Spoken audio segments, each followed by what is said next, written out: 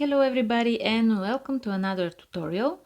Today I'm going to show you one very simple and very easy stitch, and of course it can be used for all kinds of projects. The best part is that you can chain as many chains as you want. Here we don't have multiples, just chain as much stitches as you want your project to be wide. And also it doesn't matter if it's even number or uneven. Just go ahead and chain as many chains as you wish, and let's begin.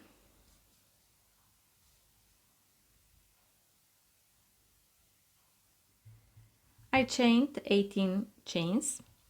Now let's start with row 1.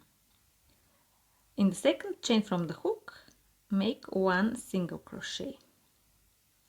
And then just make one single crochet in each chain.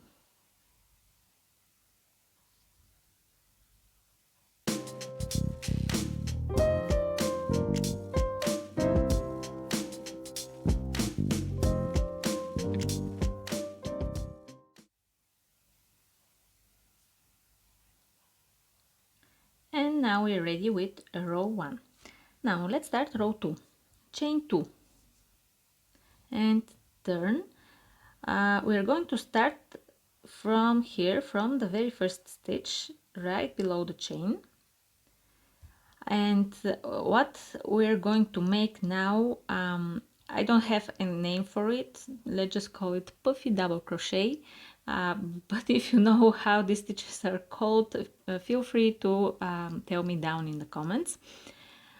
So the steps are this: yarn over, go into the back loop of the stitch. So we're going to work here, turn and go into the back loop of the stitch, pull up a loop,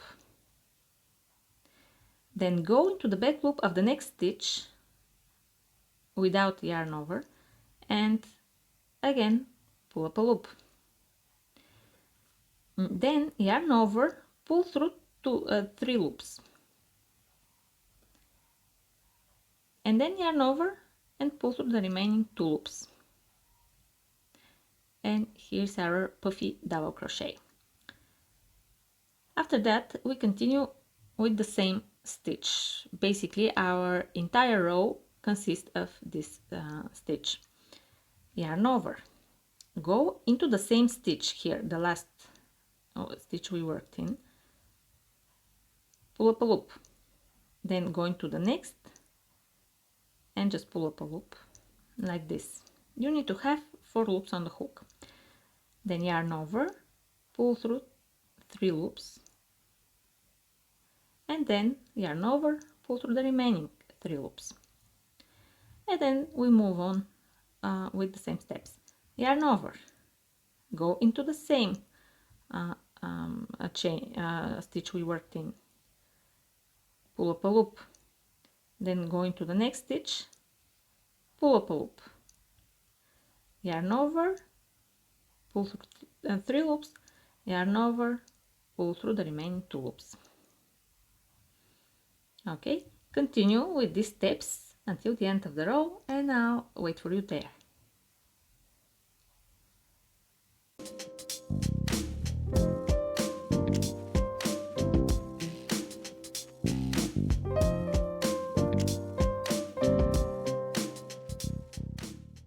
Now let's finish the row together. As you can see, I have 1 free stitch left at the end, and I'll just simply continue to do what I've been doing so far.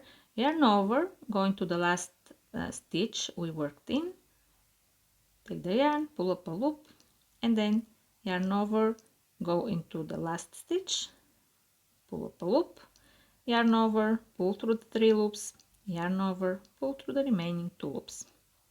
And this is how you end this row. Now row 3, chain 1 and turn. This row is actually easier than the one we did before. So again, we're going to start in the very first stitch right here, this one, but this time we're going to work into the front loops, this one here, this. So go in there, take the yarn and make one single crochet, then repeat the same into the next stitch, one single crochet in the front loop, one single crochet in the next stitch, and one single crochet in each stitch until you reach the end of the row.